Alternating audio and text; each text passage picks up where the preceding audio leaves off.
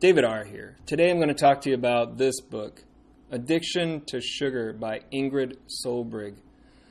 See those cubes there? I couldn't find the English translation to this book, so I did a Spanish video on it, and now I'm going to do the English version. I just translated myself, which was pretty easy. The book isn't very long. It's only a total of 84 pages. So I'll just go through it and pick out the parts that I thought were the most important. For instance, what is sugar addiction? You know, all addictions are slightly different, I suppose, but they start off the same. You know, you have a little bit, and that makes you feel good. So then you come back for more, and you come back for more. And I guess it depends on what you're addicted to. You know, if you're addicted to cocaine, you might need it like every 20 minutes.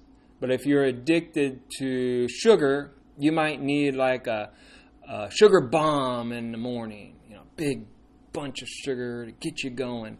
But you might not need it for the rest of the day. And, you know, alcohol could be like you drink a lot, like you binge on the weekends, but maybe you don't drink much during the week. See, all addictions are slightly different.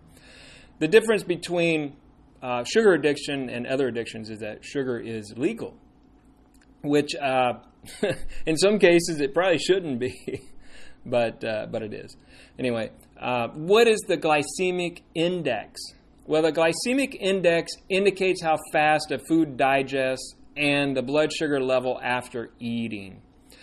Now, they have a chart in there on pages 19 through 20, and it shows what foods increase blood sugar the fastest and what foods don't. For instance, maltose and glucose have an index of 100. So they're going to shoot your blood sugar up pretty fast. That's why diabetics take glucose tablets when they have a low blood sugar. Now, you wouldn't want to give a diabetic peanuts because peanuts have a glycemic index of 13. That's very low. So now I'm going to talk about refined sugars. I'm going to start with sucrose. Sucrose is found in processed foods with table sugar, dextrose, molasses, and maple syrup. Simple sugars, refined sugars, provide calories, but they lack vitamins and minerals. You know, these are often referred to as empty calories. Fructose. Fructose is a natural product only when it's found in fresh fruit. But the processed fructose is like 20 times sweeter than table sugar. So it's very sweet.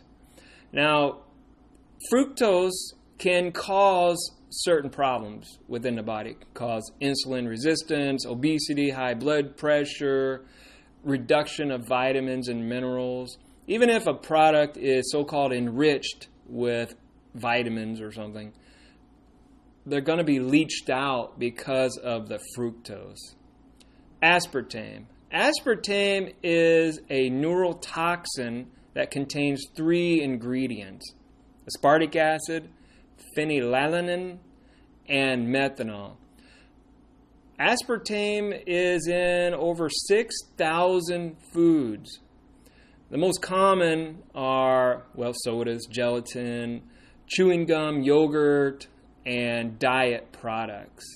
Illnesses from sugar. First one is hypoglycemia.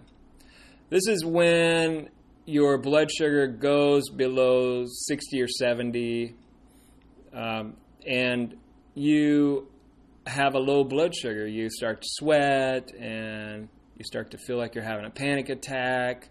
But really, your blood sugar is low, and you need to eat something that is high on the glycemic index. Number 2, type 1 and type 2 diabetes. Type 1 diabetes only affects about 10% of the population, while type 2 affects 90%. Type 1 is just when the body can't produce insulin, so you have to take injections of insulin in order to survive. Type 2, it's basically insulin resistance. Now, it can be treated for a long time without insulin. Now, in some cases, the person does need insulin, even if they are type 2.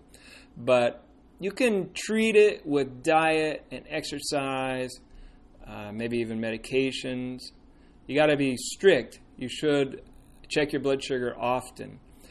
Number 3, sugar and cancer. The book talks about many different cases where sugar causes cancer. You could look that up for yourself in the book or read about it on the internet. Now, other issues caused by sugar, obesity, epilepsy, and the list goes on, basically. They say stop consuming sugar. To be healthy, you will have to cautiously select foods that don't contain all these bad sugars. Like read labels. Sugars to avoid. They say alcohol, cane sugar, beet sugar, cacao, fructose, maple syrup, malt, honey, saccharin, and the list goes on.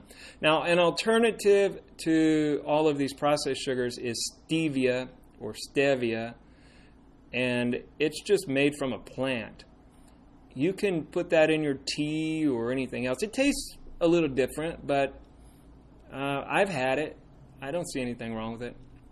So anyway, I suggest that you either get the book or find a book in English to read. Like I say, there's plenty of books out there that will teach you about the harmful effects of sugar and whatever else you need to know. I know this is a short video, but the book was pretty short. So anyway, talk to you later. Bye.